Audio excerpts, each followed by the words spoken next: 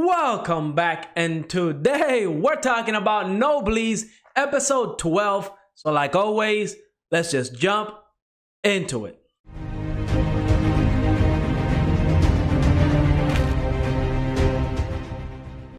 Episode 12 of Noblesse was action-packed and I absolutely loved it. It's definitely setting up episode 13 to be absolutely great. I cannot wait. Hopefully we get a lot of answers to all the little storylines that we're getting, right? Because I do feel like they might try to set up season 2, because I'm pretty sure season 1 of the anime is not adopting all of the webtoon, right? I don't know if this is going as fast-paced as, for example, God of High School last season, where, you know, the pacing in that was absolutely crazy. I haven't heard too many people complain about the pacing, so I'm guessing it's not as bad, but I'm pretty sure they're not covering all of the story in one season. So maybe we'll get a season 2. Hopefully they start announcing all these different webtoons, because I definitely want Tower of God season 2. And from what this anime is doing in the first season, I definitely want another season of this anime. But before we jump into what happened in this episode, let me remind you to like and subscribe. It definitely helps the channel out, and of course I greatly appreciate it. But we're here for Noblesse,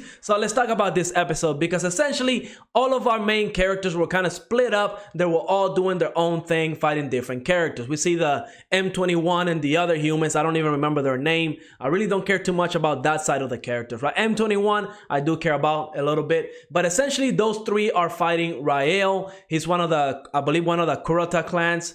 And you know, that dude is pretty OP. Last time they had an encounter, Frankenstein had to step up, and it was a pretty cool fight, but it was kind of one-sided, right? And again, we're seeing another rematch, but Frankenstein literally one-shotted Rael. It was awesome.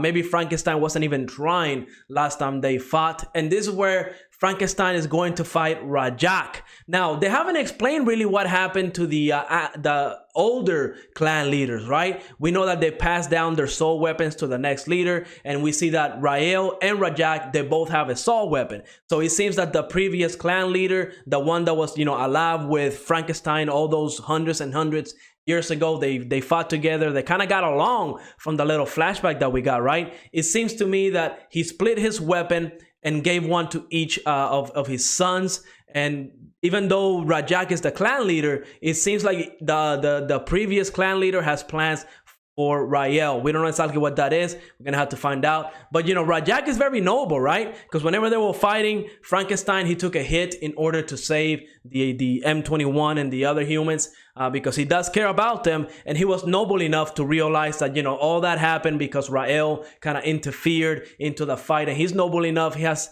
enough integrity, he kind of hurt himself to be at an evil fighting stance with Frankenstein. Even though I'm pretty sure Frankenstein, if he was to go all out, it will be pretty game over, right? Because they're definitely hyping up Frankenstein to be a complete monster, right? Whenever we see Seida versus Roseida, whatever her name is, even though we didn't get to see too much of that fight, it must have been one-sided because the Roseida character essentially won. We didn't get to see too much of that. But the important part, right, is whenever we see Gajutel and Seida being brought over to the Lord, I believe they revealed her name in this episode, Raskreia.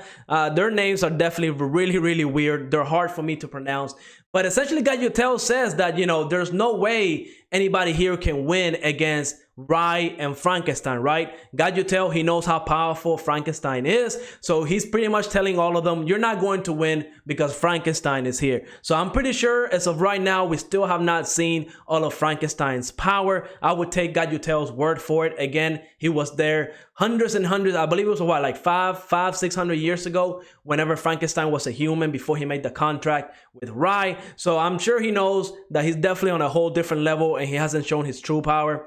So we'll see where he goes. But again, I have to talk about the Lord, Raskreia. Like, she is like a spoiled brat, and I love how Gajutel essentially called her out in front of everybody. It's like, yo, this Lord, she's not the one that's going to unite all the nobles. So that kind of set up an alarm in my head, right? Because I'm thinking, wait a minute. So does that mean all the nobles that are present here in the castle, that's not all the nobles? There's like other, you know, head of families somewhere else, and they kind of, you know, they ran away, they were banished maybe, and maybe this is the current Lord that's in power, right? We still don't know what happened to the previous Lord, her father, right?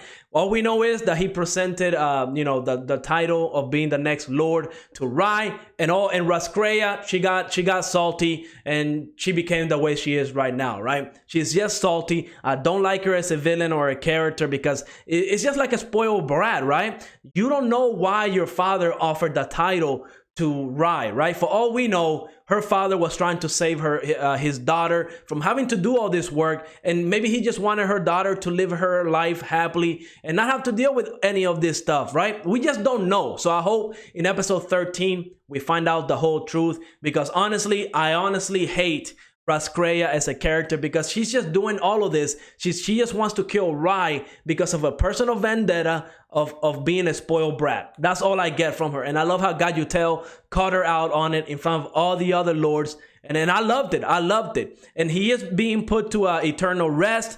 I don't know if that exactly happened, because we had that troll moment with essentially Rai walking in. I thought, oh man, he walked in, he's gonna stop everything, just the doors opening, he's gonna put a stop to it. And no, he was in the wrong room. So now I'm like, wait a minute, does that mean that Raskreia actually killed Gajutel? She was using that Ragnarok sword, and maybe, and this is just my theory going over here, I know I'm gonna go at 120 million miles an hour with this theory, but maybe, just maybe, that Ragnarok sword that Raskreia has is not the real one, because we know whenever Frankenstein and Rai made it to their mansion, they opened a door and they saw the Ragnarok sword inside of a room. So unless she's able to like transport it between rooms and call it from wherever it was to where she's at now, I don't know if that's the real Ragnarok sword. We'll see in episode 13. But yeah, if Rai does not put a stop to any of this, essentially Gajutel,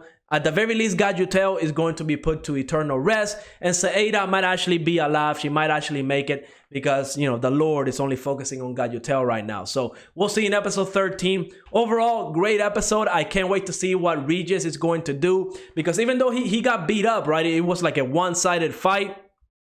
Yeah, he did land a hit, so hopefully that other character helps out. I believe his name was Tarias. Maybe he will kind of help out and save Gajutel, but it seems like it's a little bit too late. We'll see. Episode 13, I'm expecting great things. Hopefully we learn a lot about the past, about the previous Lord, why he was put to eternal rest, what happened with that situation. I'm sure Rai has something to do with it, but we'll see. Hopefully we get answers. But let me know in the comments what you thought of this episode. And like always, leave a like, subscribe, and I will see you on the next episode.